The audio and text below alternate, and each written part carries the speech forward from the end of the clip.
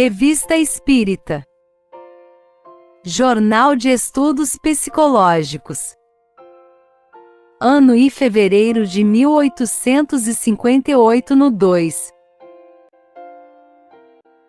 Escala Espírita Terceira Ordem, Espíritos Imperfeitos. Características gerais. Predominância da matéria sobre o espírito.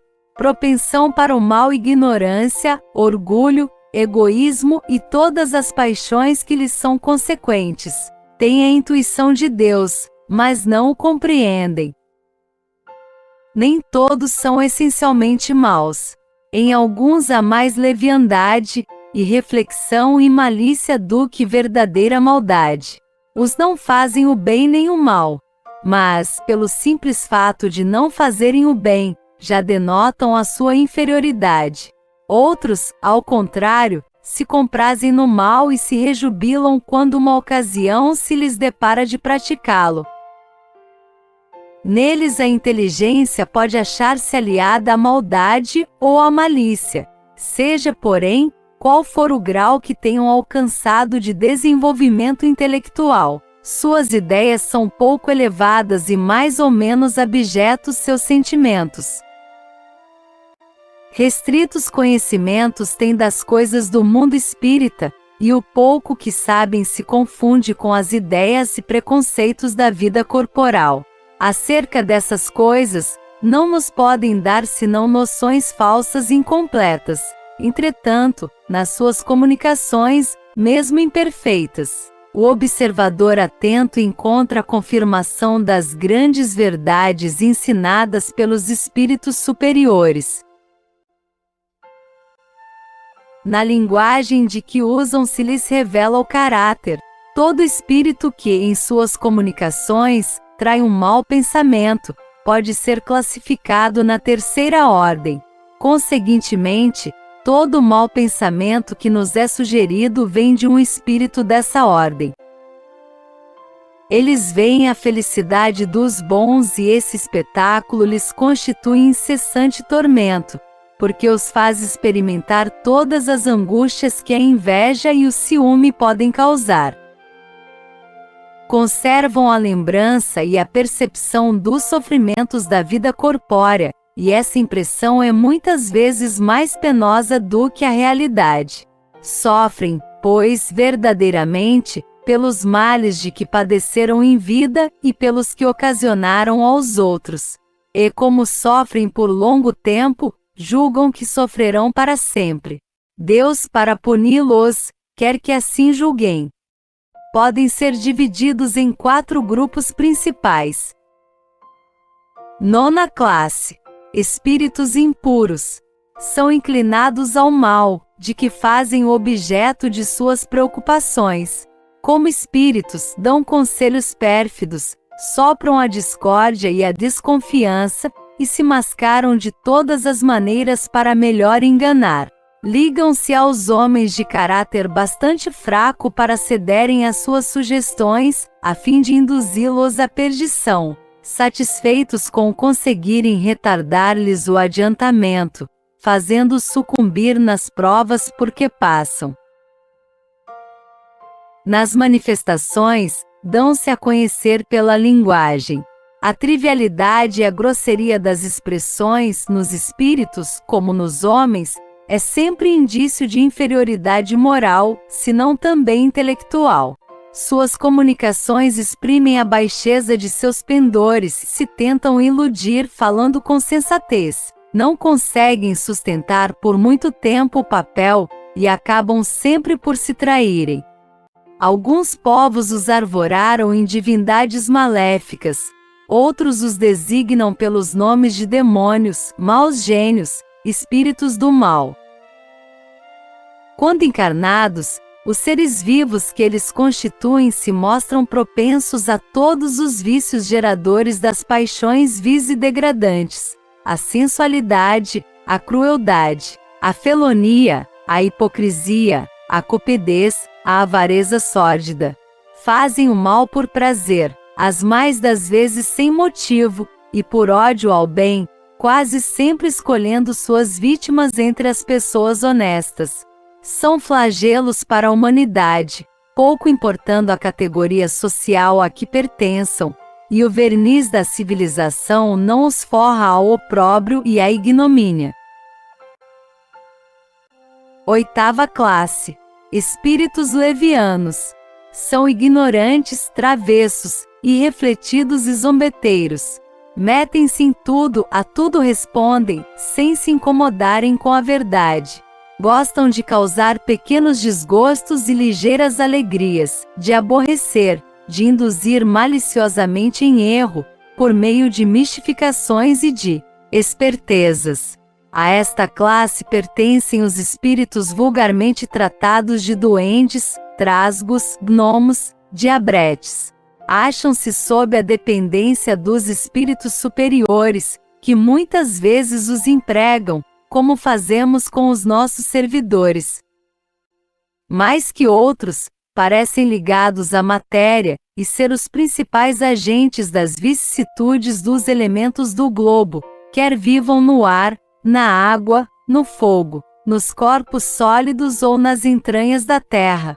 Muitas vezes manifestam sua presença por efeitos sensíveis, tais como pancadas, movimento e deslocamento anormal de corpos sólidos, agitação do ar, etc., o que lhes valeu o nome de espíritos batedores ou perturbadores.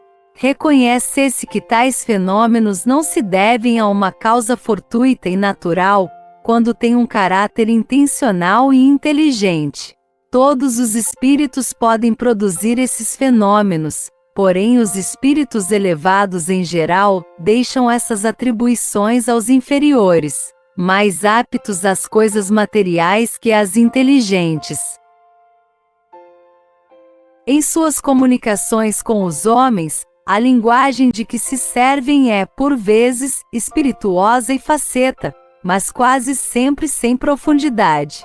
Exploram as falhas e o lado ridículo dos homens e das coisas, comentando-os em traços mordazes e satíricos. Se tomam nomes supostos, é mais por malícia que por maldade. Sétima classe: espíritos pseudo-sábios. Dispõem de conhecimentos bastante amplos, porém creem saber mais do que realmente sabem.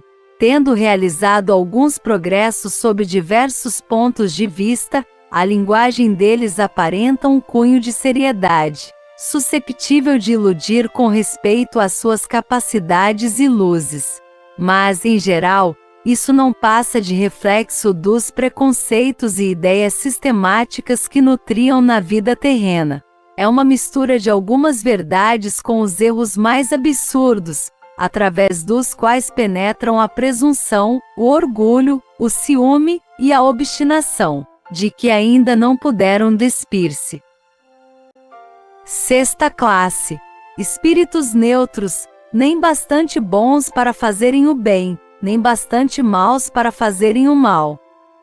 Pendem tanto para um como para o outro, e não ultrapassam a condição comum da humanidade, quer no que concerne ao moral, quer no que toca à inteligência. Apegam-se às coisas deste mundo, de cujas grosseiras alegrias sentem saudades. Segunda ordem: espíritos bons. Características gerais: predominância do espírito sobre a matéria, desejo do bem. Suas qualidades e poderes para o bem estão em relação com o grau de adiantamento que hajam alcançado. Uns têm ciência, outros a sabedoria e a bondade. Os mais adiantados aliam o saber às qualidades morais. Não estando ainda completamente desmaterializados, conservam mais ou menos, conforme a categoria que ocupem, os traços da existência corporal. Assim na forma da linguagem, como nos hábitos, entre os quais se descobrem mesmo algumas de suas manias. De outro modo seriam espíritos perfeitos. Compreendem Deus e o infinito e já gozam da felicidade dos bons. São felizes pelo bem que fazem e pelo mal que impedem.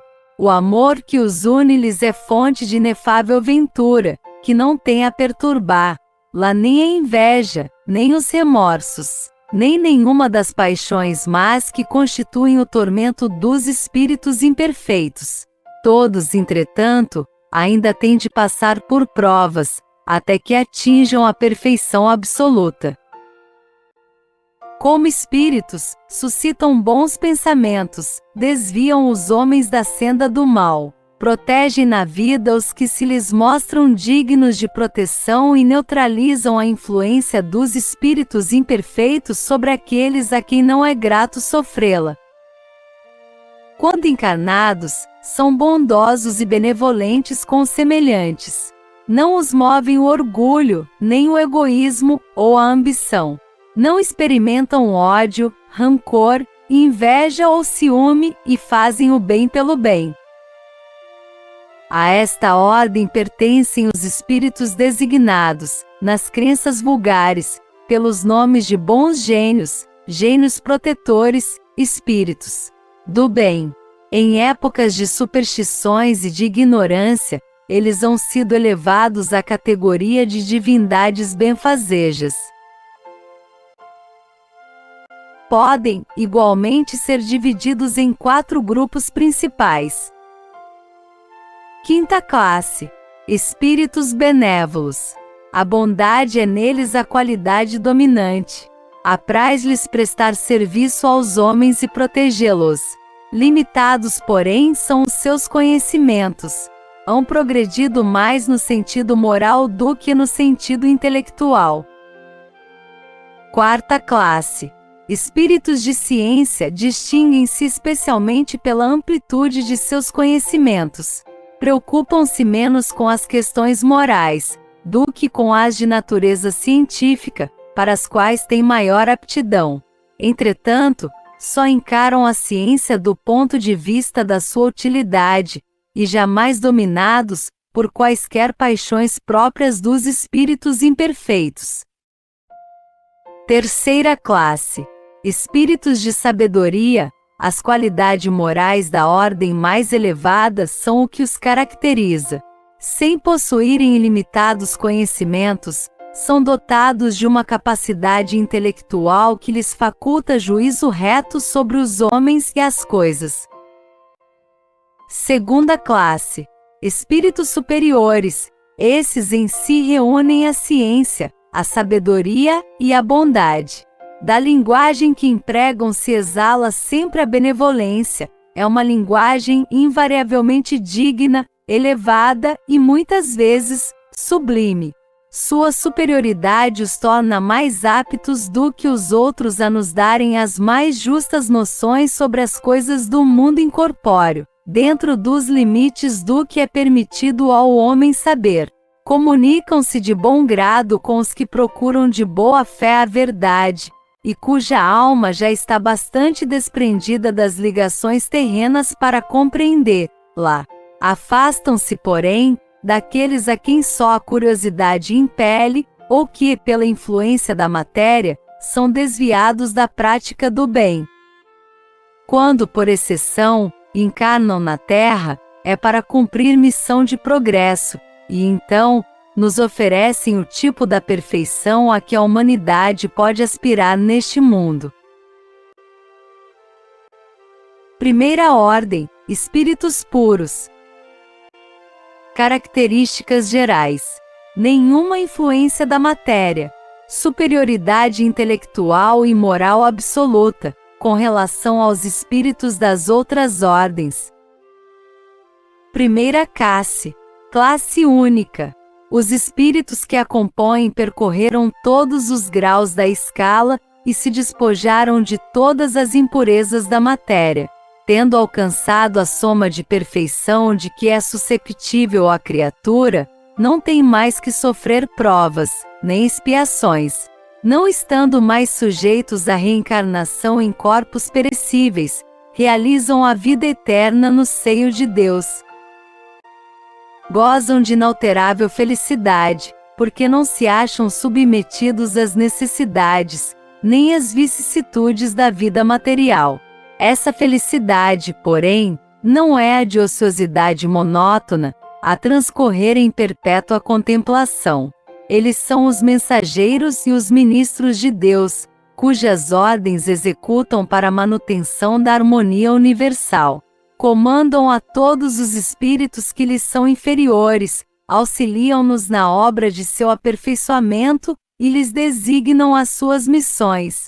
Assistir os homens nas suas aflições, concitá-los ao bem ou à expiação das faltas que os conservam distanciados da suprema felicidade, constitui para eles ocupação gratíssima.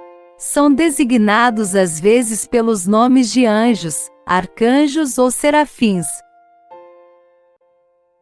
Podem os homens pôr-se em comunicação com eles, mas extremamente presunçoso seria aquele que pretendesse tê-los constantemente às suas ordens. 12. 12N do T. Classificação modificada mais tarde por Allan Kardec, quando do aparecimento da segunda edição francesa, definitiva, de O Livro dos Espíritos, em 1860, vide livro 2º, capítulo 2º, itens 101 a 113. Espíritos errantes ou encarnados. Quanto às suas qualidades íntimas, os espíritos pertencem a diferentes ordens, que percorrem sucessivamente à medida que se depuram. Como estado podem estar encarnados, isto é, unidos a um corpo num mundo qualquer, ou errantes, ou seja, despojados do corpo material, e aguardando nova encarnação para se melhorarem. Os espíritos errantes não formam uma categoria especial, é um dos estados em que podem encontrar-se. O estado errante ou de erraticidade não constitui inferioridade para os espíritos, pois que nele os podemos encontrar de todos os graus. Todo espírito que não está encarnado é por isso mesmo errante, à exceção dos espíritos puros que, não tendo mais encarnação a sofrer, estão no seu estado definitivo. Não sendo a encarnação senão um estado transitório, a erraticidade é, em verdade, o estado normal dos espíritos e esse estado não lhes é, forçosamente, uma expiação. São felizes ou desventurados conforme seu grau de elevação e segundo o bem ou mal que hajam praticado.